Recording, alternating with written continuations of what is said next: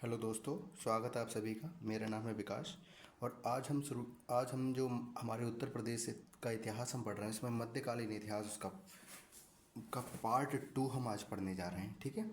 सबसे पहले हम पढ़ते हैं उत्तर प्रदेश में जो भक्ति आंदोलन है उसका कितना रोल है। भक्ति आंदोलन का मतलब क्या होता है कि जो संत वगैरह हैं होते हैं, जो साधु वगैरह थे, उन्होंने हमारे समाज में कितने चेंजेस लाए, विभिन्न धर्मों को उन्होंने इंट्रोड्यूस कराया, उसके सहारे वो समाज में क्या चेंजेस ला पाए थे। ठीक है। वैदिक कर्मकांडों के विरुद्ध बौद्ध धर्म व जैन धर्म के समानांतर एक धर्म था वैष्णव और एक था शैव धर्म का भी प्रचार प्रसार करने वाले। ठीक है। और दक्षिण भारत में वैष्णव धर्म का प्रचार प्रसार करने वाले संत को क्या कहते थे? अलवार। और शैव धर्म का प्रचार करने वाले नयनार। ठीक है। दक्षिण भारत साउथ इंडिया में वैष्णव धर्म का जो प्रचार कर रहे हैं उनको हम अलवार कहेंगे, और शैव धर्म का जो प्रचार कर रहे हैं उनको हम नयनार नाम से जानते हैं। उत्तर भारत में लाने और ये सबसे पहले कहाँ चल रहा है? ये दक्षिण भारत में ही चल रहा है। ठीक है। फिर इसको उत्तर भारत में लाने का जो काम किया है वो करा है हमारे संत रामानंद जी ने। ठीक है। रामानंद जी कौन थे? कि ये कबीर रैदास और सेना कबीर रैदास ये क्या है, इनके प्रमुख शिष्य हैं। ठीक। और रामानुज के ये शिष्य थे जो कि प्रयागराज के अनसुईया के रहने वाले थे। हिंदी भाषा में इन्होंने उपदेश दिए हैं। एकेश्वरवाद पर इन्होंने बल दिया तथा विष्णु की जगह इन्होंने कहा, इन्होंने राम की शक्ति पर बल दिया। इन्होंने कहा राम की पूजा कीजिए। ठीक। आगे बढ़ते हैं। फिर भक्ति आंदोलन दो शाखाओं में बटा हुआ था, एक निर्गुण और एक सगुण। निर्गुण शाखा वाले जो है वो ईश्वर के निर्गुण रूप का की उपासना करते हैं। ठीक है। जिसके प्रमुख कवि कौन है? कबीर जी। और सगुण क्या करते हैं कि 5 इंद्रियों से भगवान की पूजा करना। ठीक है।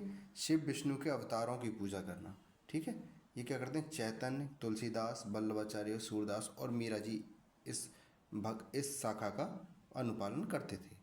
ठीक। आगे बढ़ते हैं। देखिए इनकी मृत्यु कबीर फिर बात करते हैं हम कबीर जी की। तो कबीर जी सिकंदर लोदी के समय पर थे। इनका जन्म 1440 में काशी में हुआ था। इनकी एक लाइन बहुत फेमस है कि काशी में प्रगट भय और रामानंद चेताए। ठीक है। यानी कि काशी में इन्होंने जन्म लिया और रामानंद जी के ये शिष्य थे। ठीक। उन्होंने इनको ज्ञान दिया था।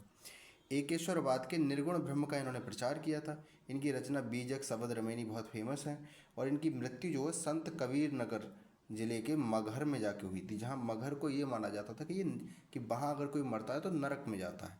इसी एक कुकर्म अवधारणा को ख़त्म करने के लिए इन्होंने अपने अंत समय में ये मगहर चले गए थे। ठीक। आगे बढ़ते हैं। अब हम बात करते हैं रैदास जी की। रैदास जो हैं रामानंद जी के शिष्य हैं। जन्म इनका 1482 में काशी में हुआ था। ठीक है। ये जूते बनाने का कार्य करते थे। ये निर्गुण ब्रह्म में इनकी आस्था थी। अनुयायियों ने इनकी जो शाखा थी उसको रामदासी संप्रदाय की स्थापना की। ठीक है। अब बात करते हैं हम तुलसीदास जी की। तो तुलसीदास जी जो कि सगुण भक्ति शाखा के हैं, रामचरितमानस की इन्होंने रचना की। जन्म 1523 में बांदा जिले के राजापुर में इनका हुआ। अकबर और राणा प्रताप के ये समकालीन थे। वल्लभाचार्य जी की बात करते हैं तो ये श्रीनाथ जी का जो रूप है कृष्ण जी का, उसकी भक्ति करते हैं। रचना इनकी सुबोधिनी, सिद्धांत रहस्य और अड़ुभाष्य है। अनुयायी जो थे इन्होंने अष्टछाप कहलाए। ठीक है। इनके जो अनुयायी थे उनको अष्टछाप कहा गया। विजयनगर में वैष्णव संप्रदाय की इन्होंने स्थापना की। कृष्ण भक्ति शाखा के ये संत हैं। और जन्म इनका 1479 में काशी में हुआ था। शुद्धाद्वैत में इनको विश्वास था। अष्टछाप की बात करें, सूरदास जी। सूरदास की क्या खासियत है कि अष्टछाप के कवि हैं और वल्लभाचार्य जी के शिष्य थे। जन्म इनका 1478 में आगरा मथुरा मार्ग पर स्थित रुनकता गांव में हुआ था। ठीक है। अकबर और जहांगीर के काल के ये कवि हैं और इनकी रचनाएं सूरसागर, सूरसरावली और साहित्य लहरी हैं। ठीक है। अब हम बात करते हैं कि मुगल काल का हमारे उत्तर प्रदेश के मध्यकालीन इतिहास में क्या क्या फ़र्क पड़ता है। ठीक। तो मुगल काल में सबसे जो ज़रूरी है, मुगल काल की स्थापना किसने करी थी? बाबर के आने से हुई थी। तो बाबर का जो काल था वो 1526 से 30 तक था। इसने तमगागढ़ समाप्त कर दिया था। और 1526 में पानीपत के प्रथम युद्ध में इसने इब्राहिम लोदी को हराकर मुगल काल की स्थापना की। युद्ध में तुलगमा पद्धति और उस्मानी विधि को इसने इंट्रोड्यूस कराया। बाबरनामा के अनुसार बाबर को पंजाब के सूबेदार दौलत खां लोदी, आलम खां तथा राणा सांगा ने भारत पर आक्रमण को इनको बुलाया था, बाबर को बुलाया था कि आइए आप भारत पर आक्रमण कीजिए, क्योंकि ये सिकंदर लोदी के खिलाफ थे। ठीक, सॉरी, इब्राहिम लोदी के। फिर उस्ताद अली और मुस्तफ़ा खां दो प्रसिद्ध निशानेबाज थे, जो कि दो तोप खाने का, जिन्होंने क्या किया था, इसके तोप खाने का नेतृत्व किया था। ठीक, और 1529 में इसने घाघरा के युद्ध में बंगाल व बिहार की संयुक्त सेना को इसने पराजित किया। 1527 में खानवा के युद्ध में बाबर ने मेवाड़ शासक राणा सांगा को हराया।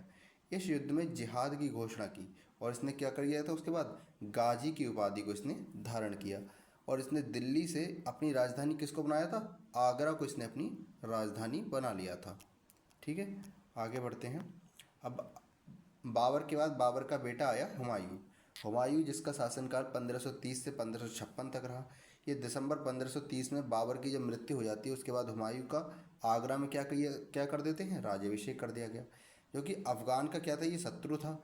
उन्होंने जौनपुर, लखनऊ, मानिकपुर पर आक्रमण करके पटना बिहार के अफगान सरदार महमूद लोदी के साथ 1532 में हुमायूं का युद्ध होता है। ठीक है, इसमें महमूद लोदी हार गया। ठीक, और उस पर किसने कब्जा कर लिया, हुमायूं ने। ठीक, आगे बढ़ते हैं। फिर 1539 में चौसा का युद्ध होता है, जिसमें जो किस किस के बीच हुआ, हुमायूं और शेर खां के बीच हुआ, जिसमें हुमायूं हार जाता है और शेर खां जीत जाता है। इसके बाद शेर खां ने क्या कर ली थी, शेर शाह की उपाधि धारण कर ली थी। ठीक, फिर 1540 में बिलग्राम का युद्ध हुआ, जो कि हुमायूं और शेर शाह के बीच हुआ, जिसमें बिलग्राम आगरा और दिल्ली के पास में। ठीक, 1545 में जो कालिंजर अभियान हुआ, उसमें शेरशाह की क्या हो जाती है, मृत्यु हो जाती है, जिसके बाद हुमायूं फिर से वापस आता है और आगरा के सिंहासन पर बैठ जाता है। कुछ दिनों बाद जनवरी 1556 में दीन पनाह स्थित पुस्तकालय की सीढ़ियों से गिरकर क्या हो जाती है, इसकी मृत्यु हो जाती है। ठीक, इसके बाद हुमायूं का बेटा अकबर आता है, जिसको 1556 से 1605 ईस्वी तक इसने शासन किया। मात्र 13 वर्ष की आयु में ये अकबर ने क्या कर लिया था, हिंदुस्तान की कमान संभाल ली थी। 1556 में पानीपत का द्वितीय युद्ध हुआ, जो कि अकबर और हेमू के बीच लड़ा गया। इसके बाद हेमू हार जाता है इसमें और अकबर जीत जाता है। इसके बाद हेमू की क्या खासियत है कि विक्रमादित्य की उपाधि धारण करने वाला ये भारत का अंतिम और 14वां राजा था, यानी कि 14 राजाओं ने विक्रमादित्य की उपाधि धारण की है। और ये भारत का कौन सा था, ये अंतिम राजा था ऐसा जिसने उपाधि धारण की थी। उसने 1569 में ग्वालियर, 1560 में जौनपुर, 1561 में मालवा एवं चुनार किले पर अपना अधिकार कर लिया अकबर ने। 1569 में बांदा जिले में कालिंजर पर विजय प्राप्त करके वहां के शासक राजा रामचंद्र को प्रयाग के पास जागीर दे दी। 1583 में अकबर ने क्या करा, प्रयाग का नाम बदल के क्या रख दिया, इलाहाबाद। ठीक है, यानी कि जो जिसे हम आज प्रयागराज जानते हैं, वो पहले क्या था, प्रयागराज ही था। फिर उसका नाम अकबर ने इलाहाबाद करा था, फिर उसको अब फिर से बदल के प्रयागराज कर दिया गया है। 1572 में अकबर ने गुजरात विजय के बाद शेख सलीम चिश्ती के सम्मान में आगरा से 36 किलोमीटर की दूरी पर फतेहपुर सीकरी नामक शहर बसाया। अकबर ने आगरा में लाल किला तथा इलाहाबाद और लाहौर में भी किले बनाए। अकबर के दरबार में 9 रत्नों में से 2 बीरबल, ठीक है, 2 बीरबल, दो दो रत्न थे, बीरबल और टोडरमल, जो कहाँ से थे, यूपी से थे। अकबर के दरबार में कितने रत्न हैं, 9। 9 में से 2 कहाँ से हैं, यूपी से। कौन कौन, बीरबल और टोडरमल। बीरबल कहाँ से, बीरबल कौन है, ब्राह्मण है। टोडरमल कौन है, क्षत्रिय है। बीरबल का जन्म कहाँ से हुआ, कालपी जालौन में। ठीक है, अकबर ने राजा कविराज की उपाधि दी इसको। और दीन इलाही स्वीकार करने वाला प्रथम एवं अंतिम हिंदू राजा कौन था, बीरबल था।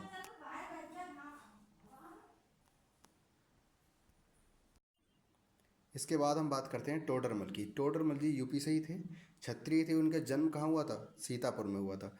गुजरात के दीवान व प्रधानमंत्री के रूप में भी इन्होंने कार्य किया और दीवान अशरफ के पद पर रहते हुए इन्होंने भूमि सुधार के कार्य किए थे। ठीक है, आगे बढ़ते हैं। 1563 में अकबर ने तीर्थ यात्रा कर समाप्त कर दिया और 1564 में गैर मुस्लिमों पर लगने वाले जजिया कर को भी इसने बंद कर दिया। सभी धर्मों में सामंजस्य के लिए सुलह कुल नीति, यानी कि सभी के लिए शांति इसने लागू की। 1582 में दीन इलाही तौहीद इलाही की स्थापना की। इसको राजकीय धर्म घोषित कर स्वयं को इसका प्रवर्तक बना दिया। विंसेंट स्मिथ के अनुसार दीन इलाही अकबर के अहंकार एवं निरंकुशता की भावना की उपज भी माना जाता है। ठीक है। अकबर ने मनसबदारी की प्रथा प्रारंभ की और 1575 में फतेहपुर सीकरी में इसका इबादत खाना बनवाया गया। ठीक है। फिर इसके बाद बात करते हैं अकबर का पुत्र जो कि सलीम था, जिसका नाम हम आज तक सलीम जानते हैं, वास्तव में उसका नाम क्या था, जहांगीर था। ठीक। तो जहांगीर अकबर का पुत्र जिसका राज्याभिषेक नूरुद्दीन मोहम्मद जहांगीर बादशाह गाजी की उपाधि के साथ 3 नवंबर 1605 ईस्वी को आगरा के किले में कर दिया गया। इसने 12 राज आज्ञाओं यानी कि दस्तूर उल अमल, जिन्हें आईने जहांगीरी में बताया गया कहा गया है। ठीक है। तमगा कर पर रोक लगा दी इसने। आईने जहांगीरी में क्या क्या बताया गया है कि आइन तमगा कर पर रोक लगी है। गुरुवार जहांगीर का क्या हुआ, अभिषेक हुआ है, और रविवार को अकबर का जन्म हुआ था, इसलिए इन 2 दिन क्या रहेगा, पशु हत्या पर रोक रहेगी तथा सजा के रूप में नाक कान काट लिए जाएंगे। यानी गुरुवार और रविवार को क्या कर लिया जाएगा कि कोई भी अगर पशु हत्या करता है तो उसके नाक कान काट लिए जाएंगे। ठीक। आगे बढ़ते हैं। जहांगीर ने क्या क्या करा, आगरा का किला बनवाया जो कि शाहबुर्ज बनवाया। ठीक है। आगरा के किले में ही, तथा यमुना तट पर खंबे में शुद्ध सोने से निर्मित न्याय की जंजीर लगवाई जिसे जंजीर अदली कहा गया। इसमें 60 घंटियाँ थीं। ठीक है। जहांगीर ने श्रीकांत को हिंदुओं का जज बनाया। बादशाह बनने से के तुरंत बाद पुत्र खुसरो ने विद्रोह किया और खुसरो को संरक्षण देने के आरोप में इसने सिखों के 5वें गुरु अर्जुन देव को फांसी दी। बाद में दूसरे पुत्र खुर्रम शाहजहां ने खुसरो की क्या कर दी, हत्या कर दी। खुसरो का मकबरा कहाँ पे बना हुआ है, खुसरो बाग प्रयागराज में। जहांगीर ने मेहरुन्निसा यानी नूर जहां के नूर महल बनवाया। ठीक है। तेहरान के मिर्ज़ा गयास बेग की क्या थी, पुत्री थी मेहरुन्निसा। ठीक है। इसके साथ क्या कर लेता है, जहांगीर विवाह करा। और जहांगीर की जो आत्मकथा है वो तुजुक जहांगीरी है जो कि फ़ारसी भाषा में लिखी गई है। 1608 में विलियम हॉकिंस जो कि ब्रिटेन के राजा जेम्स फर्स्ट का राजदूत था, उसने उसको भेजा। मुगल दरबार में आने वाला ये प्रथम अंग्रेज था। जहांगीर ने इसको इंग्लिश खां की उपाधि प्रदान की थी।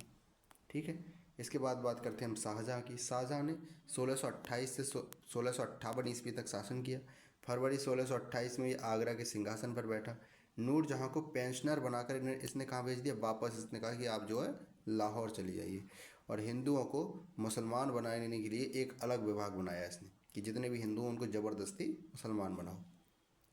इसका विवाह अर्जू मंदवानु मुमताज़ महल, ठीक है, जिसको मुमताज़ कहते हैं, उसका नाम क्या था, अर्जू मंदवानु, ठीक, इसके साथ हो गया, जिसकी मृत्यु 1631 में हो गई, जिसकी याद में ताजमहल बनवाया गया।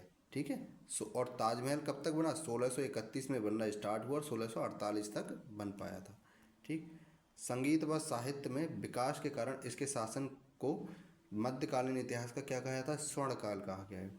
दरबारी कवि इसके पंडित जगन्नाथ जी थे जिनको इसने अपना राजकवि बनाया था। इन्होंने जगन्नाथ जी ने गंगा लहरी और गंगाधर नाम की 2 पुस्तकों की रचना की है। ठीक। अब कुछ विदेशी यात्रियों के बारे में बात करते हैं।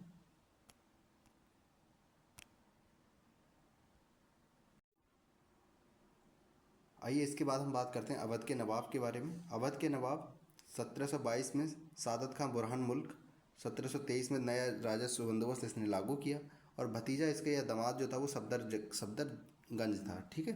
1754 में शुजाउद्दौला ने क्या क्या करा, उसके काल में क्या क्या हुआ, एक तो बक्सर का युद्ध वो हारा, एक इलाहाबाद की संधि इसने की, और एक कंपनी को इसने इसके लिए 50 लाख रुपए दिए। ठीक है। इसके बाद आया आसफुद्दौला, जिसने 1775 से 95 तक शासन किया, और राजधानी इसने फैजाबाद से कहाँ ले गया, ये लखनऊ ले गया। बाजिद अली शाह को क्या अवध का अंतिम नवाब माना जाता है। इन्हीं की पत्नी थी बेगम हज़रत महल, जिन्होंने 1857 की क्रांति में लखनऊ का नेतृत्व किया था। ठीक है। इसके बारे में हम आगे पढ़ेंगे। ठीक। 1856 में डलहौजी ने क्या करा था, ब्रिटिश साम्राज्य में इसको मिला लिया। ठीक। जिसका विरोध होगा। कुछ इस्लामिक कर हैं उनके बारे में हम बात कर लेते हैं। उश्र यानी कि ये भू उपज पर दिया जाता था। खराज, खराज कौन देता था, जो गैर मुस्लिम होते थे वो देते थे। ठीक है। वो भूमि कर देते थे। खुम्स, युद्ध में जो संपत्ति लूटी जाती थी उसमें एक हिस्सा दिया जाता था सुल्तान को, और 4 हिस्से जो होते थे वो सैनिकों के होते थे। जक़ात, जक़ात जो केवल मुस्लिम देते थे। और जजिया, जजिया की बात करें हम तो जजिया गैर मुस्लिमों पर लगता था, फिरोज शाह ने इसको ब्राह्मणों पर भी लगाया था और अकबर ने इसको हटा दिया था, फिर औरंगजेब ने इसको फिर से लगा दिया था। आशा करता हूँ यहाँ तक आपको आज हमारा ये मध्यकालीन इतिहास समाप्त होता है। आशा करता हूँ आप सभी को ये अच्छा लगा होगा। आपको कैसा लगा, आपको आप अपने विचार ज़रूर प्रस्तुत करें। धन्यवाद।